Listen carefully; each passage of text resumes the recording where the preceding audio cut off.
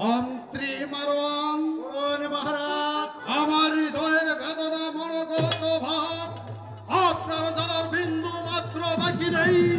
আমি যেদিন এই রাজ সিংহাসন ছেড়ে স্বীকার করতে পার হয়েছিলাম, সেই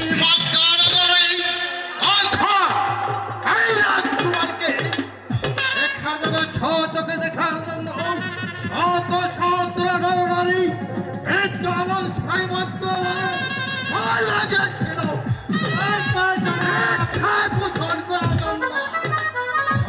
বিবাসায় ক্লান্ত হয়ে গেছিলাম সেই আব্দুল জব্বার বাড়িতে জীবন করতে। এখন বিবি জয়নব এই রাজকুমারকে জল না দেই ঘৃণা চোখে দেখেই দরজা বন্ধ করে সেই নাকি অন্তঃপুরে চলে গেছে। সেদিন হইতেই এই জয়নবকে আমি বিয়ের প্রস্তাব দিয়েছিলাম, সে নাকি বিয়ের প্রস্তাব প্রত্যাখ্যান করে এই রাজকুমারকে বিয়ে আত্মবরণ না করে পরস্পর শুনতে পেলাম সেই মদিনার ফাতেমার পুত্র কনিষ্ঠ দাদা হাসানকে নাকি সেই দিন হইতেই ওই মদিনার ফাতেমার পুত্র কনিষ্ঠ দাদা হাসান এবং হোসেন চেরা শত্রু হয়ে দাঁড়িয়েছে। সেই দিন হইতেই আচরণকে ছলে বলে কৌশলে হাসানকে আমি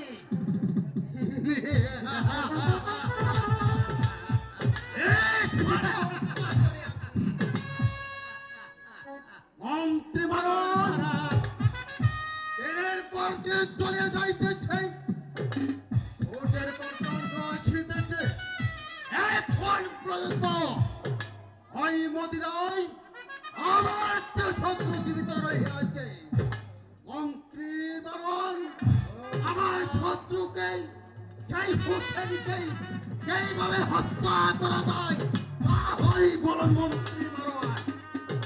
মহারাজ, আপনি দামেস্কের বাদশাহ এজিদ, আমার হৃদয়ের স্পন্দন, মাথার তাজ, কাছে একটি সন্ধি আছে মহারাজ।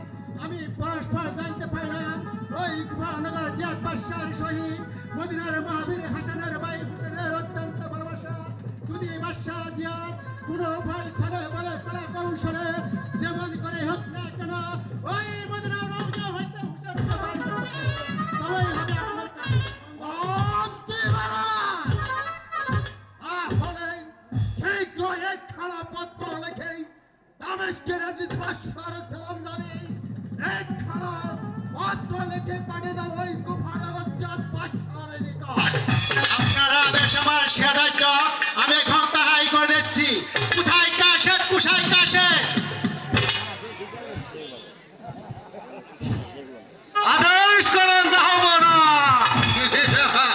কাশেদ, দামেস্কের এজিদ বাদশাহ একখানা আমন্ত্রণ পত্র লিখেছে ওই বাদশাহ জিয়াদের নিকট। তুমি সবিশ্বাসে পত্রখানা ওই কুফানগর জিয়াদ বাদশাহ নিকট পৌঁছে দিবে। বাদশাহ এজিদের আদেশ কোনো অবস্থাতে যেন ভুল না হয়। ভুল মহার শাস্তি কিন্তু অনেক ভয়াবহ হতে পারে। আপনার আদেশ আমার শিরোধার্য রইল। আমি এখন সোনার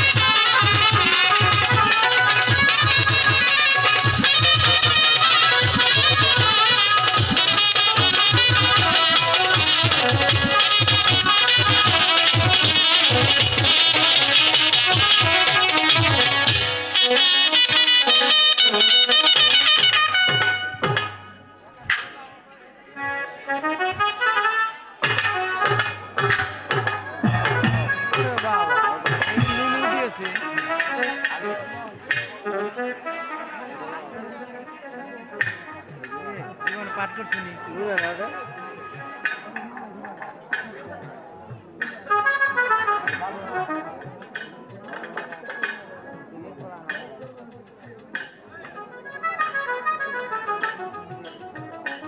এই নিন মহারাজ আপনার একখানা পত্র।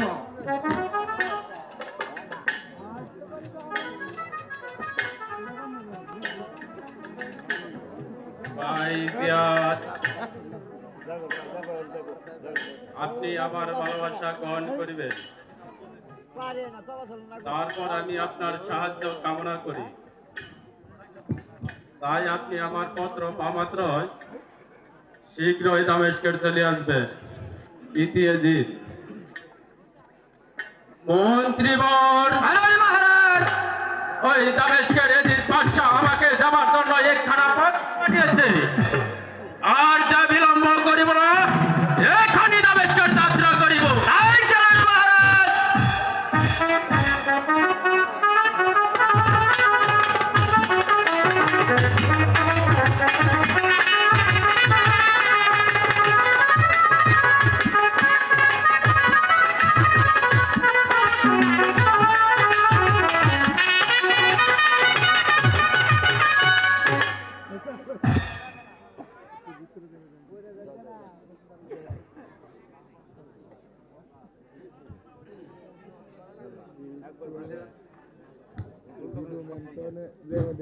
ভাই এজিদ আমাকে কিসের জন্য আসতে বলেছেন তাহাই বলো। কিসের